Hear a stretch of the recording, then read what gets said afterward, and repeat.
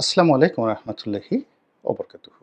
সম্মানিত দর্শক, অন্তর্বর্তীকালীন সরকারের প্রধান ডক্টর মোহাম্মদ ইউনূস, তার সঙ্গে বিএনপির ভারপ্রাপ্ত চেয়ারম্যান জনাব তারেক রহমান সাহেবের যে একান্ত বৈঠক, এই বৈঠকের সামান্য কিছু বক্তব্য সামনে এসেছে।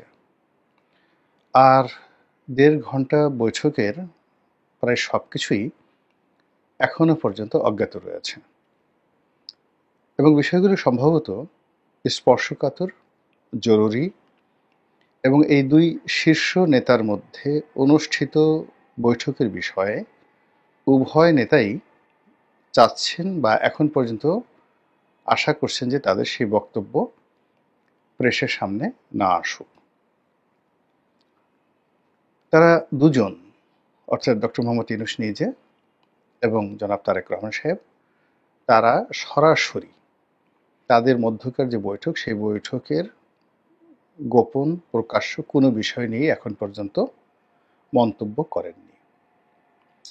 আমরা যতটুকু জেনেছি সেটা হলো কিছু অডিও ফুটেজ, কিছু ভিডিও ফুটেজ, যেমন তাদের সঙ্গে যখন হোটেল লবিতে দেখা হলো, কিংবা যখন জনাব তারেক রহমান সাহেব তার গাড়ি থেকে নামলেন, একেবারে চকচকে নতুন একটি গাড়ি থেকে, রাজকীয় একটা গাড়ি। এ কারণে বললাম যে তার যে আগমন, এটা অনেকটা রাজার মতোই হয়েছে।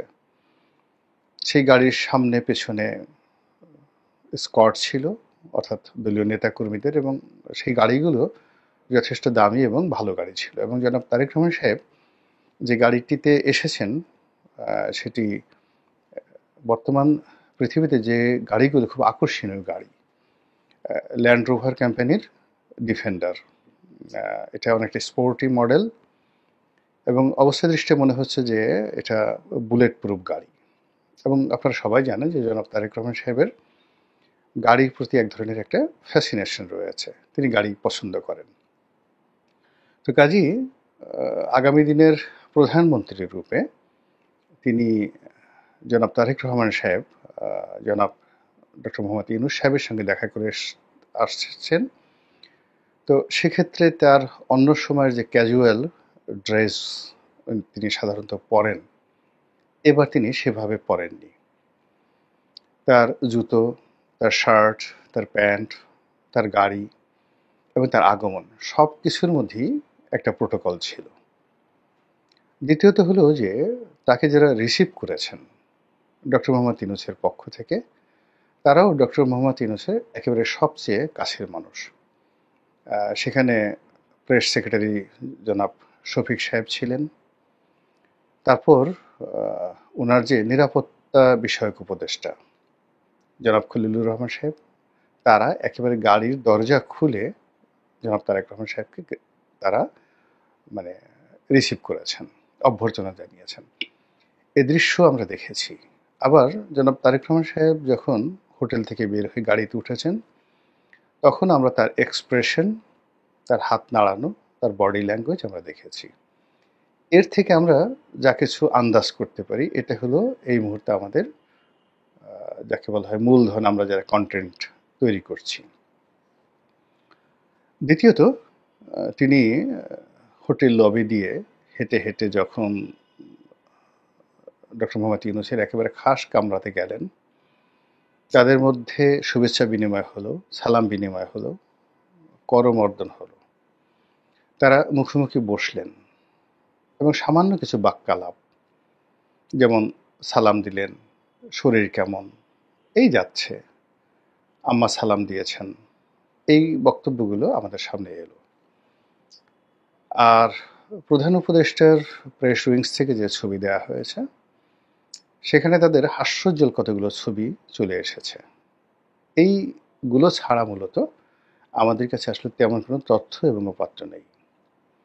দ্বিতীয়ত, একটি যৌথ সংবাদ সম্মেলন হয়েছে দুই দেশের রাষ্ট্রীয় পর্যায়ে। যেমন ধরুন, বাংলাদেশের রাষ্ট্রপতি বা প্রধানমন্ত্রী আমেরিকাতে গেলেন, আমেরিকার প্রধানমন্ত্রীর সঙ্গে তাদের একটা বৈঠক হলো, তারপরে দুই নেতা হোয়াইট হাউসের লনে দাঁড়িয়ে একটি সংবাদ সম্মেলন করলেন। ঠিক এইরকম না হলেও এটি আরও জাঁকজমকপূর্ণভাবে হয়েছে। অর্থাৎ এই দুই নেতা তারা প্রেসের সামনে না এসে তারা তাদের স্ব গন্তব্যে চলে গেছেন এবং এই দুই নেতার যে গুরুত্বপূর্ণ দুজন সঙ্গী, জনাব তারেক রহমান সাহেবের সঙ্গী আমির খসরু মাহমুদ চৌধুরী আর ডক্টর মোহাম্মদ ইউনূস সাহেবের যে সঙ্গী তিনি হলেন জনাব খলিলুর রহমান। তারা প্রেসের সামনে কিছু কথা বলেছেন, একেবারে সাদামাটা সাধারণ কিছু কথা, যেখান থেকে আমরা জানতে পেরেছি উভয় নেতা শর্ত সাপেক্ষে তারা 2026 সনের ফেব্রুয়ারি মাসে একটি নির্বাচন অনুষ্ঠানের ব্যাপারে মোটামুটি রাজি হয়েছেন। প্রস্তাবটি ছিল জনাব তারেক রহমান সাহেবের পক্ষে। ইট ওয়াজ এ হাম্বল সাবমিশন। তিনি মুরব্বীর কাছে খুব বিনয়ের সঙ্গে বলেছেন যে আমাদের দেশে যে রমজান, পবিত্র মাহে রমজান, এই রমজানকে কেন্দ্র করে মানুষের একটা ভাব গাম্ভীর্য, কর্মব্যস্ততা এবং অর্থনৈতিক লেনদেন থাকে, তার সঙ্গে সঙ্গে প্রকৃতি বিরূপ থাকে। কাজেই প্রধান উপদেষ্টা যে ঘোষণা দিয়েছেন এপ্রিল মাসে, ঠিক সেই সময়টাতে নির্বাচনটা আসলে আমাদের পুরো 18 কোটি মানুষের জন্য আনন্দদায়ক হবে না, স্বস্তিদায়ক হবে না। ভোটার উপস্থিতি কঠিন হয়ে যাবে এবং প্রকৃতিও এই সময়টিতে ভীষণ রকম বিরূপ থাকে। ডক্টর মোহাম্মদ ইউনূস এই দেশের মাটি মানুষ সম্পর্কে অওয়াকিফল, তিনি এই কথাতে দ্বিমত করতে পারেন না। তো তিনি বলছেন যে হ্যাঁ, আপনি ঠিকই বলেছেন। তো সেক্ষেত্রে তারেক রহমান সাহেবের একটা কাউন্টার প্রস্তাব ছিল, ফেব্রুয়ারি মাসে নির্বাচন করা যায় কিনা। ডক্টর মোহাম্মদ ইউনূস বলেছেন হ্যাঁ, করা যেতে পারে।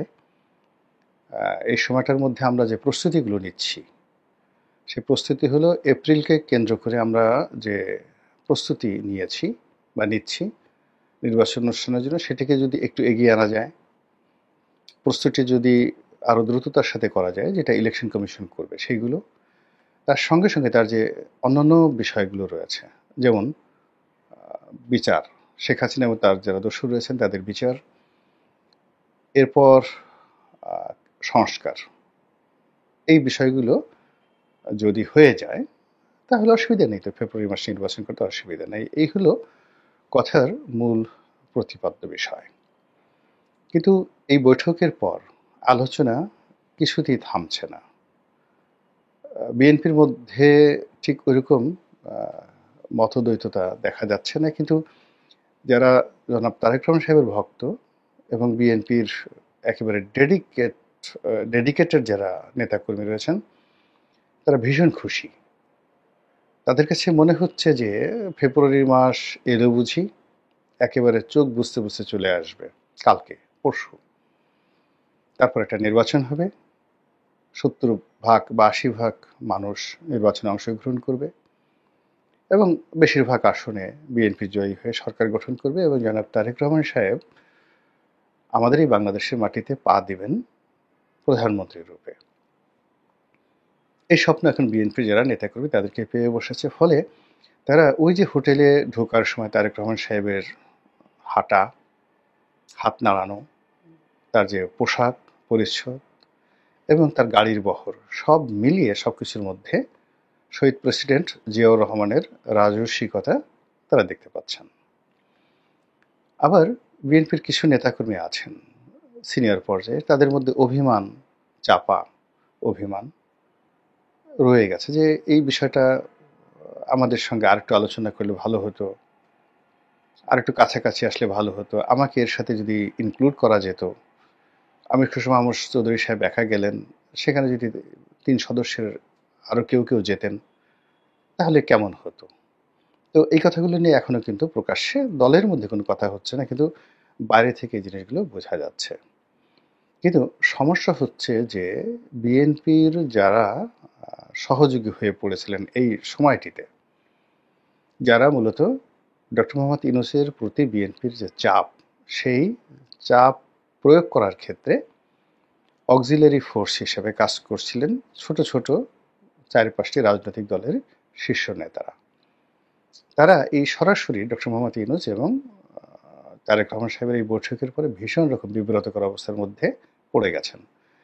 এর কারণ হলো মধ্যে যে একটা মূলা ছিল বা ডক্টর মোহাম্মদ ইউনূসকে বিব্রত করা, তাকে ভয় দেখানোর যে বিষয়টি ছিল, এই কর্মে যারা নিয়োজিত ছিলেন তাদের এখন আর গুরুত্ব দলের কাছে থাকবে না, বিএনপির কাছে থাকবে না।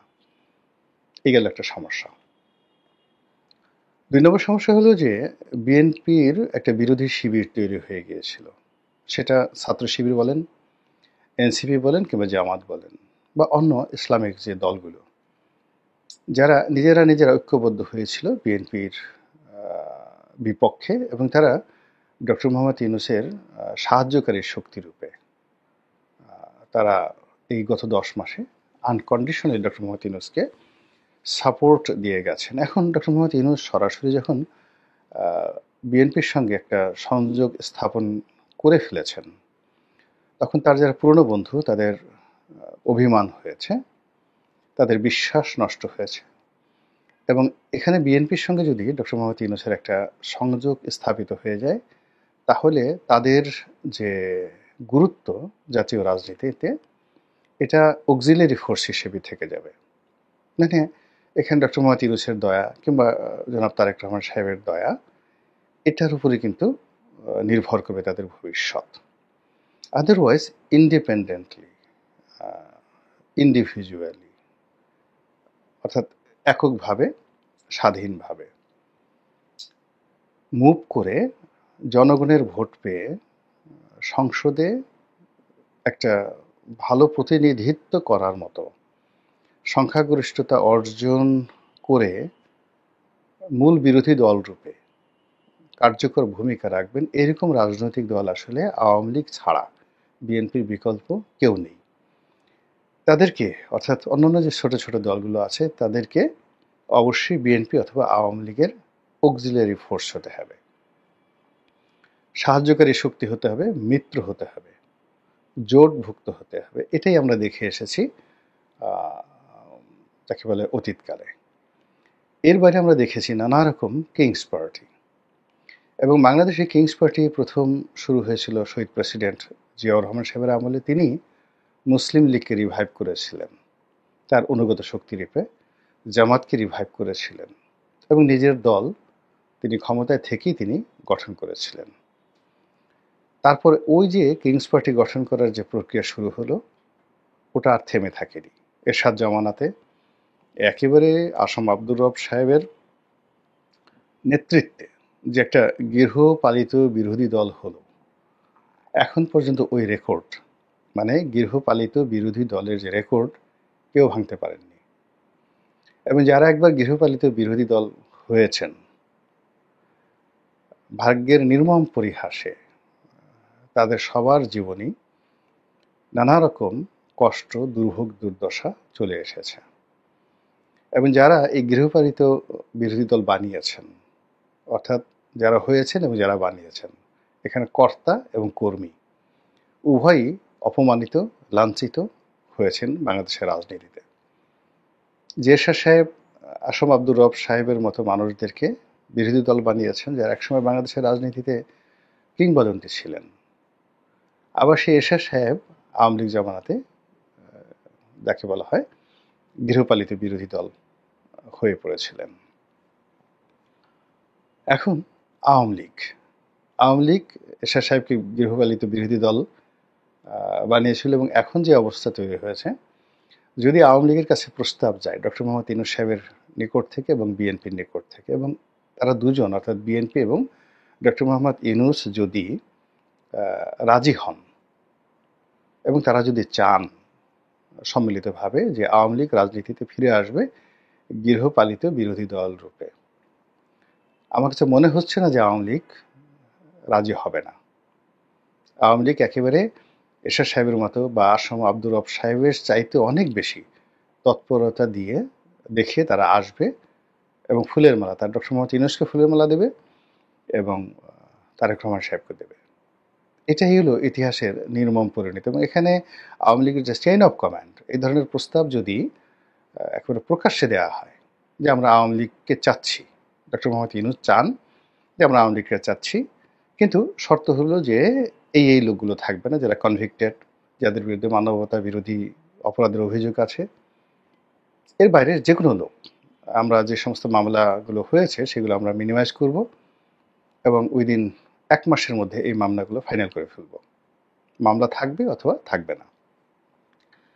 এবং সেই ক্ষেত্রে যদি আওয়ামী লীগকে রিকনসিলিয়েশন করা হয়, গৃহপালিত বিরোধী দল হওয়ার জন্য আপনি দেখবেন যে কীভাবে হুড়োহুড়ি শুরু হয়ে যায় রীতিমতো। এবং একই অবস্থা কিন্তু 75 থেকে একেবারে 1986 সন পর্যন্ত আওয়ামী লীগও কিন্তু এরশাদের জমানাতে 86 সনের যে নির্বাচনটা হয়েছিল ওটা মূলত গৃহপালিত বিরোধী দলের প্রথম মহড়া। আর দ্বিতীয় মহড়ায় মানে একেবারে যাকে বলা হয় কোনো রকম লাজ লজ্জা ছেড়ে 88 নির্বাচনে আসম আব্দুর রব গৃহপালিত বিরোধী দল হয়েছিলেন। তো এটা হলো বাস্তবতা। তো সেক্ষেত্রে আওয়ামী লীগ যদি মাত্র 50 থেকে 60টি সিট পায়, তাকে যদি কনফার্ম করা হয় যে এই 60টি সিটে আপনাদেরকে ছাড় দেওয়া হবে বা আপনাদেরকে পাশ করিয়ে নেওয়া হবে, অথবা আপনারা সেখানে প্রতিযোগিতা করে পাশ করে আসবেন, বাংলাদেশে একটা নতুন ইতিহাস তৈরি হবে। এবং সেক্ষেত্রে ওই যে অক্সিলারি যে ফোর্সগুলো আছে সেইগুলোর একেবারে মূল্য শূন্য হয়ে যাবে। সেক্ষেত্রে শুধুমাত্র জামাত এবং জাতীয় পার্টি, এই দুটো রাজনৈতিক দল 20 থেকে 25টি করে সিট নিয়ে আসবে। একটা সুন্দর পার্লামেন্ট হবে, 79-র মতো একটা চমৎকার পার্লামেন্ট হবে। অর্থাৎ ধরুন বিএনপি কিছু সিট পেল, এনসিপি কিছু সিট পেল, তারপরে অন্যান্য সব মিলে এটা প্রতিযোগিতার মাধ্যমে এই জিনিসগুলো করা সম্ভব হবে। এবং সেই কাজগুলো হতে পারে এই আশঙ্কায় এখন ডক্টর মোহাম্মদ ইউনূসের সঙ্গে যারা জুটেছেন গত 10 মাসে, এর মধ্যে অসংখ্য কিংস পার্টি আছে, এর মধ্যে নাম জানা অজানা অন্তত 60 থেকে 70টি কিংস পার্টি তো আছেই। তো তাদের যে বিরাট একটা স্বপ্ন ছিল সেই স্বপ্ন ভেঙে খান খান হয়ে গেছে। ফলে চারিদিকে খুব ভীষণ রকম সমালোচনা হচ্ছে। 1 2 নম্বর হলো যে আরেকটি বক্তব্য, সেটা হলো যেটি তারেক রহমান সাহেবের মুখ থেকে আমরা শুনিনি, ডক্টর মোহাম্মদ ইউনূসের মুখ থেকে আমরা কিন্তু শুনিনি। সেটা হলো যে বিএনপি চায় আগামীতে তারা যদি ক্ষমতায় আসেন তাহলে তারা ডক্টর মোহাম্মদ ইউনূসের যে ইন্টারন্যাশনাল ব্র্যান্ডিংটা রয়েছে এটাকে তারা কাজে লাগাতে চান। তো সেক্ষেত্রে তাকে রাষ্ট্রপতি হিসাবে বিএনপি চাইতে পারে, তাকে রাষ্ট্রপতির পদমর্যাদায় একটা স্পেশাল যাকে বলা হয় এনভয় বা বিশেষ দূত, শুভেচ্ছা দূত হিসেবে, ব্র্যান্ড অ্যাম্বাসেডর হিসেবে তাকে নিয়োগ দেওয়া যেতে পারে। অথবা তাকে ন্যায়পাল হিসেবে ধরুন তাকে নিয়োগ দেওয়া হলো একটা অফিস করে, রাষ্ট্রের দীর্ঘদিন থেকে তো আমরা ন্যায়পাল চাচ্ছি, এটা নিয়ে কিন্তু বাংলাদেশে খুব আলোচনা হচ্ছে। তো এটা বিএনপির পক্ষ থেকে ডক্টর মোহাম্মদ ইউনূসের সঙ্গে একটা বন্ধুত্ব করার জন্য, সমঝোতা করার জন্য, তাকে একটা সেফ এক্সিট দেওয়ার জন্য, এটা বলতে গেলে বিএনপির একটা কৌশল।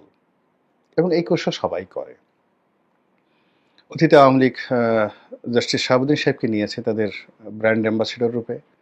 শাহাবুদ্দিন সাহেবকে দিয়ে তাদের অনেক যাকে বলা হয় ক্ষতি হয়েছে, অনেক দুঃখ বেদনার কারণ ছিল, কিন্তু তারপর তারা তাকে নিয়েছেন ব্র্যান্ডিংয়ের জন্য। তো ডক্টর মোহাম্মদ ইউনূস এবং বিএনপির সঙ্গে যদি একটা সমঝোতা হয়, সেক্ষেত্রে বিএনপির জনপ্রিয়তা এবং তার সঙ্গে সঙ্গে ডক্টর মোহাম্মদ ইউনূসের যে ব্র্যান্ডিং, এই দুটো যদি একত্র হয়ে যায় তাহলে এর মধ্য থেকে অনেকে ঝরে পড়বেন। গৃহপালিত দল হিসেবে আওয়ামী লীগের খুব কষ্ট হবে। ইভেন আওয়ামী লীগ যদি ক্ষমতার বাইরে থাকে, সে বলে যে না আমরা মরে যাব কিন্তু গৃহপালিত বিরোধী দল হবে না, তবুও ডক্টর মোহাম্মদ ইউনূস এবং যাকে বলা হয় বিএনপির যে সমঝোতা, তাদের মধ্যে যে ট্রিটি, এটা আওয়ামী লীগকে বিপদে ফেলবে এবং জামাত থেকে শুরু করে অন্যান্য আরও অনেক রাজনৈতিক দলকে বিপদে ফেলবে। ফলে কি হলো, এই প্রস্তাব নিয়ে কিন্তু আলোচনা হচ্ছে এবং এই প্রস্তাবকে ভেস্তে দেওয়ার জন্য কিংবা ডক্টর মোহাম্মদ ইউনূস এবং তারেক রহমান সাহেবের সেই বৈঠকের যে অনির্ধারিত এবং অপ্রকাশিত 1.5 ঘন্টার গুরুত্বপূর্ণ যে কথাবার্তা, সেগুলো নিয়ে নানা রকম অনুমান, নানা রকম যাকে বলা হয় গল্প এবং কাহিনী সামাজিক মাধ্যমে ঘুরপাক খাচ্ছে, মূলত যেন তাদের মৈত্রীটা, বন্ধনটা না থাকে। রাজনীতি অদ্ভুত একটা বিষয়। আমি এই বিষয়ে কোনো মন্তব্য করলাম না। সময়ই বলে দেবে কি হবে। তবে একজন নাগরিক হিসেবে আমি অবশ্যই চাইব তাই হোক যা মহান আল্লাহ ইচ্ছা করেছেন। তাই হোক যা আল্লাহর হুকুম, এবং তাই হোক যা আমাদের জন্য আল্লাহ রাব্বুল আলামিন উত্তম বিবেচনা করবেন এবং কল্যাণকর বিবেচনা করবেন। আসসালামু আলাইকুম ওয়া রাহমাতুল্লাহি ওয়া বারাকাতুহু।